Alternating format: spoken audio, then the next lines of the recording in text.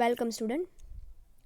In previous lecture in business economics, we were continue unit number 4, in which in the last lecture we were completed two theories of interest. First is classical theory of interest. Classical theory of interest પણ આપણે complete કરી નાખી છે. Second is loanable theory fund of interest or the neoclassical theory of interest. બે theory છે એ complete કરી આપણે. અને ઇન ધ લાસ્ટ લેક્ચર આપણે limitations of neoclassical theory or loanable fund થિયરીના લિમિટેશન્સ શું છે એ આપણે લાસ્ટ લેક્ચરમાં ડિસ્કસ કર્યું હતું. Now today we will start the third theory and the last theory of interest, that is Keynes theory or Keynes liquidity preference theory of interest. કેઇન્સે આપેલી liquidity પ્રેફરન્સની theory interest માટેની એ આજે આપણે સ્ટાર્ટ કરીશું. સો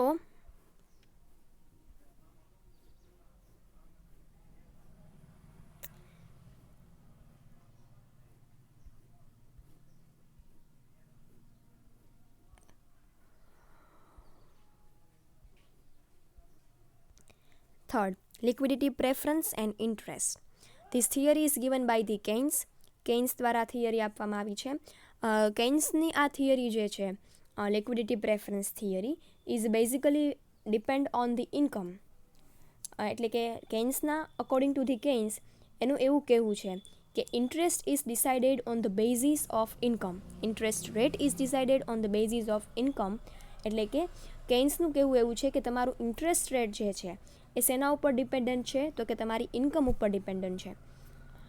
and જે કાંઈ પણ limitations in the previous two theory, last two theory જે આપણે ભણ્યા, ક્લાસિકલ થિયરી અને neo classical theory of interest, એની જે કાંઈ લિમિટેશન્સ છે એ લિમિટેશન્સના બેઝ ઉપર કેઇન્સે લિક્વિડિટી પ્રેફરન્સ થિયરી છે એ આપણને રજૂ કરી છે. સો now we will start liquidity preference theory and interest. According to Keynes, Keynesના મતે interest is the reward for parting with liquidity for a specific period. શું કહે છે? According to Keynes, what is interest? તો કે interest is a reward. reward એટલે શું થાય? Return. reward એટલે કોઈ પણ વસ્તુનું આપણને રિટર્ન મળે એ રિવાર્ડ કહેવાય. reward for parting. parting એટલે કે ભાગ પાડવો.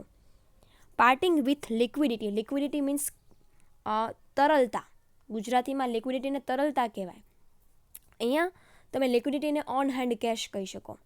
એટલે કે parting with liquidity for specific period means કે તમારું ઓન હેન્ડ કેશ છે એને કોઈ સ્પેસિફિક પીરિયડ માટે તમે કોઈ જગ્યાએ એનું શું કરો છો?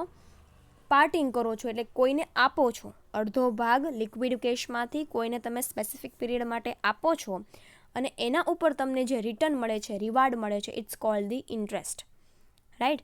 એટલે કે ઓન હેન્ડ જેટલું તમારા હાથમાં લિક્વિડ કેશ છે એ લિક્વિડ કેશ તમે કોઈ સ્પેસિફિક પીરિયડ માટે કોઈ અન્ય વ્યક્તિને એઝ અ યુઝ કરવા માટે આપો છો. Part of your liquid capital, liquid cash you have to give someone for a specific period and on which you get what reward. તમને જે એના ઉપર જે કાંઈ પણ રિવાર્ડ મળે છે એ રિવાર્ડ શું છે? ઇન્ટરેસ્ટ છે.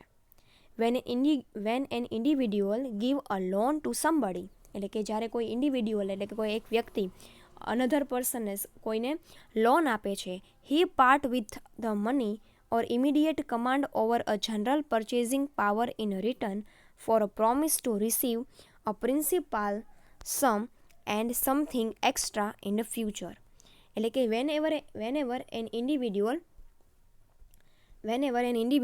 gives a part of his money to another person, એટલે કે પોતાના પૈસાનો અડધો પાર્ટ એ કોઈ જનરલ કોઈ અન્ય વ્યક્તિને આપે છે. એન્ડ કમાન્ડ ઓવર એટલે શું? હુકમ. એટલે કે ફોર એક્ઝામ્પલ હું તમને એક નોર્મલ એક એક્ઝામ્પલ આપું કે મારી પાસે 10,000 રૂપીસ છે, રાઈટ? 10,000 રૂપીસની પાર્ટ ઓફ અમાઉન્ટ જે છે 5,000 rupees I have to give someone.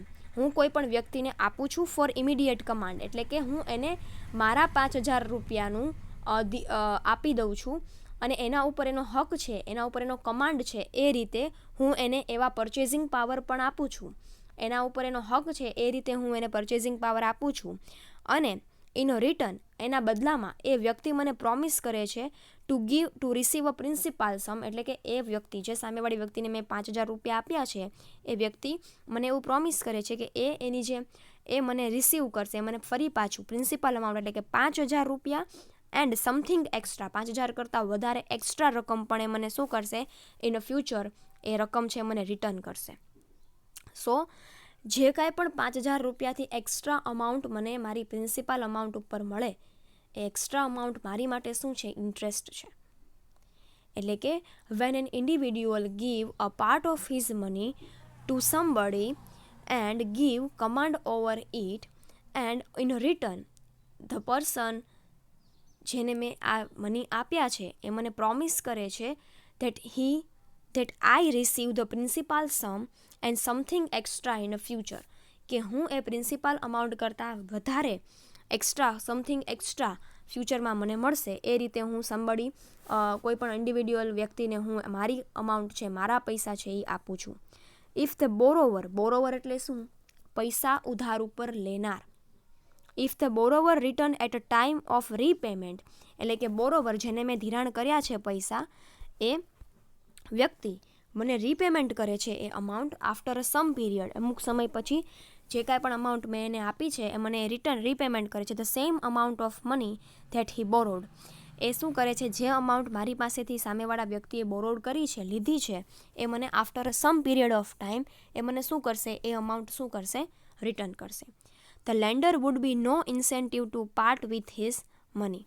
તો લેન્ડર જે છે એને કોઈ પ્રકારનું ઇન્સેન્ટિવ જે છે એના ઉપર મળતું નથી. ક્યારે? જ્યારે એ પોતાની મની સામેવાળા વ્યક્તિને for a particular period of time આપે છે, ત્યારે એને એના ઉપર કોઈ રિટર્ન મળતું નથી. જ્યારે સામેવાળો વ્યક્તિ એ પૈસાનું રીપેમેન્ટ કરશે, ત્યારે જ એને એના ઉપર કોઈને કોઈ ઇન્સેન્ટિવ, કોઈને કોઈ રિટર્ન છે મળશે. ત્યાં સુધી એને કોઈ રિટર્ન મળશે નહીં. Hence the borrower must say something extra to lender in addition to sum borrowed.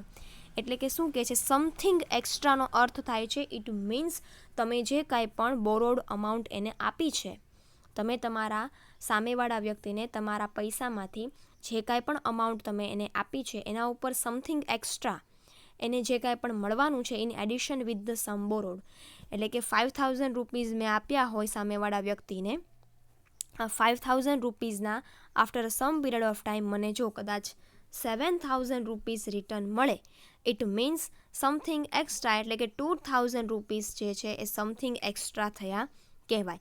એટલે કે after the specified period of time the borrower give me the rupees 7,000 rupees. It is the sum of principal amount and something extra amount. મેં 5,000 રૂપિયા એને આપ્યા છે, એ મારી principal amount કહેવાય, અને સમથિંગ એક્સ્ટ્રા એટલે કે 2,000 રૂપીઝ છે મને એક્સ્ટ્રા મળવાના છે, એ બંનેનો જો હું પ્લસ કરું તો એ કેટલા થાય, 7,000 રૂપીઝ થાય. It means borrower give me in addition to the sum borrowed. એટલે કે જે કાંઈ પણ મારી પાસેથી એણે ઉધાર પૈસા લીધા છે એ વત્તા એક્સ્ટ્રા એણે મને જે ઇન્ટરેસ્ટ ચૂકવવાનું છે એ બંને થઈને 7,000 રૂપીઝ મને શું કરશે, બોરોવર છે એ પે કરશે. બરાબર? Hence this something extra is the rate of interest on loan. આ સમથિંગ એક્સ્ટ્રા શું છે, ઇન્ટરેસ્ટ ઓન લોન છે. બરાબર? એઝ અ ઇન્ડિવિડ્યુઅલ હું કોઈ પણ વ્યક્તિને પૈસા આપું છું, after a some period of time he give me some addition to the amount which I borrowed him. મેં એને જે કાંઈ પણ અમાઉન્ટ બોરો કરી છે, આપી છે, એના ઉપર એક્સ્ટ્રા રકમ સાથે મને રિટર્ન કરે છે. તો જે કાંઈ પણ સમથિંગ એક્સ્ટ્રા મને મળે છે, it's called the loan on interest. That is, it is a reward of parting with the liquidity for a specific period. અને આ શું છે, રિવાર્ડ છે કે મારા મનીમાંથી, મારા લિક્વિડ કેશમાંથી જે કાંઈ પણ અમાઉન્ટ મેં એને for a specific period of time આપી છે, એના ઉપરનું મને શું મળે છે, રિવાર્ડ મળે છે. An individual with a certain given amount of money income has to take two decisions regarding the disposal of his income. એટલે કે ઇન્ડિવિડ્યુઅલ જે છે, an individual with a certain given amount of money income has to take two decision. એક individual છે એ પોતાની money income છે, પોતાની income છે, એના ઉપર બે પ્રકારના ડિસિઝન્સ છે લઈ શકે છે. Take to decision regarding disposal of income. પોતાની ઇન્કમને ડિસ્પોઝલ કરવા એટલે કે ઇન્વેસ્ટ કરવા માટે, કોઈ પણ જગ્યાએ રોકાણ કરવા માટે એ 2 ડિસિઝન્સ છે લઈ શકે છે. એન ઇન્ડિવિડ્યુઅલ પોતાની ઇન્કમ ઉપર 2 પ્રકારના ડિસિઝન્સ છે લઈ શકે છે. First, in the first place he has two decide how much of income he will consume. પહેલાં એણે એ નક્કી કરવું પડે કે પોતાની ઇન્કમમાંથી કેટલો અમાઉન્ટ છે એ કન્ઝ્યુમ કરશે, વપરાશ કરશે, ખર્ચ કરશે. He has two decide how much of income he will consume. પોતાની ઇન્કમમાંથી કેટલો અમાઉન્ટ એ કન્ઝ્યુમ કરશે એટલે કે વપરાશ કરશે, અને how much he will save, અને કેટલી અમાઉન્ટ એ સેવ કરશે. This will depend on what Keynes calls as the propensity to consume. આને આપણે શું કહીએ છીએ? પ્રોસ્પેન્સિટી ટુ કન્ઝ્યુમ કહીએ છીએ. It means in your income how much amount you var spend on the consumption purpose. તમારી ઇન્કમમાંથી તમે કેટલો અમાઉન્ટ છે તમે વપરાશ માટે ઉપયોગમાં લેવા માગો છો, ખર્ચ માટે, તમારી રોજબરોજના લાઈફના, ડે ટુ ડે લાઈફના જે ખર્ચ છે, એક્સપેન્સ છે, એ માટે તમે તમારી ઇન્કમમાંથી કેટલો પાર્ટ છે એ સ્પેન્ડ કરશો, એને શું કહેવાય? પ્રોસ્પેન્સિટી ટુ કન્ઝ્યુમ કહેવાય. ઇન ધ વર્ડ્સ ઓફ કેન્સના વર્ડમાં એને પ્રોસ્પેન્સિટી ટુ કન્ઝ્યુમ કહેવાય. Give this propensity to consume or it's convert the desire to save. અને આફ્ટર ધેટ કે તમે જેટલો ભાગ તમારી કન્ઝમ્પશન પાછળ આપવા માગો છો અને એના પછી જે કાંઈ પણ ભાગ તમારી ઇન્કમમાંથી બચશે, it is a desire to save, કે જે તમે સેવિંગ માટે વાપરશો, સેવિંગ કરશો. An individual will save a certain proportion of his money income. અને ઇન્ડિવિડ્યુઅલ શું કરશે?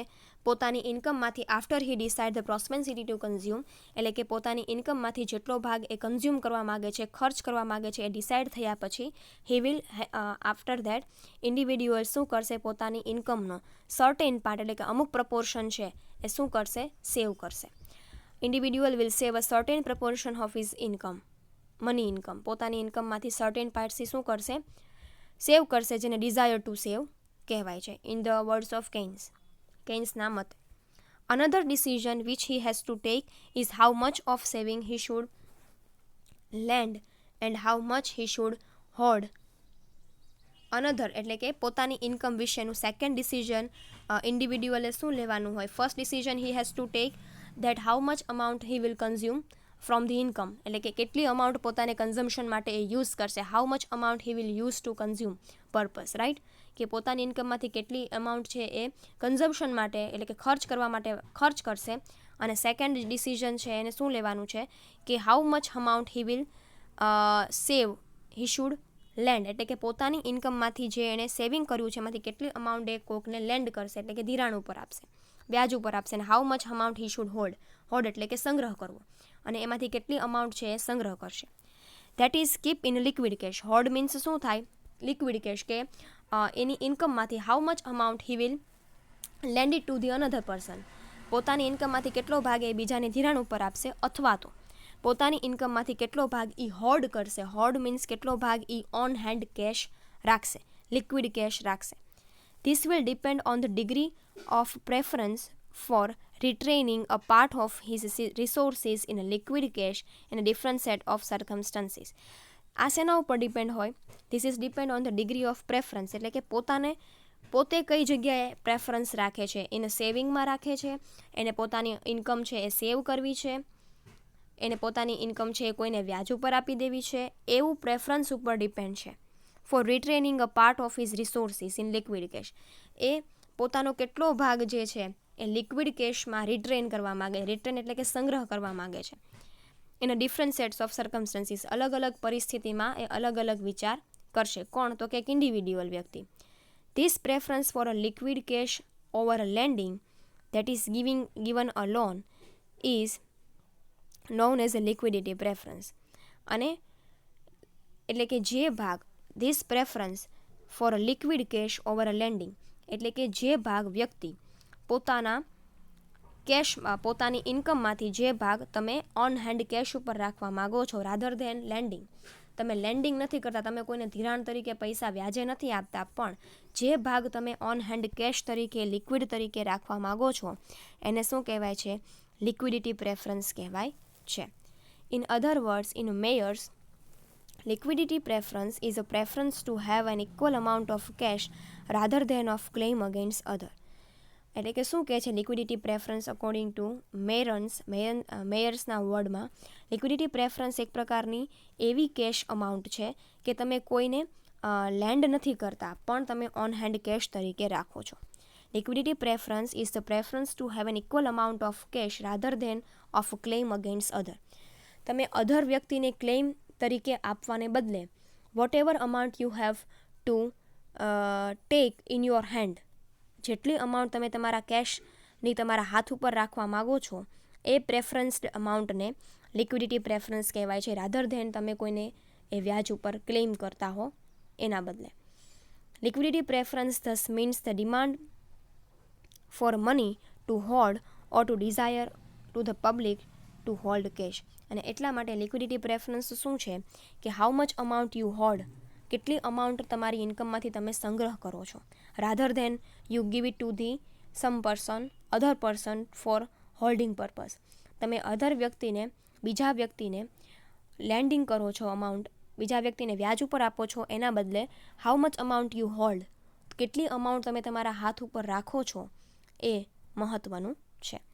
સો એનું એક ઇક્વેશન છે, બરાબર, ઇક્વેશન છે લિક્વિડિટીનું y is equal to C plus S in which I and H. y એટલે શું છે તમારી ઇન્કમ છે, ઇન્કમમાંથી C is equal to consumption તમે કેટલો ભાગ વપરાશ કરો છો વત્તા S is equal to saving plus saving છે.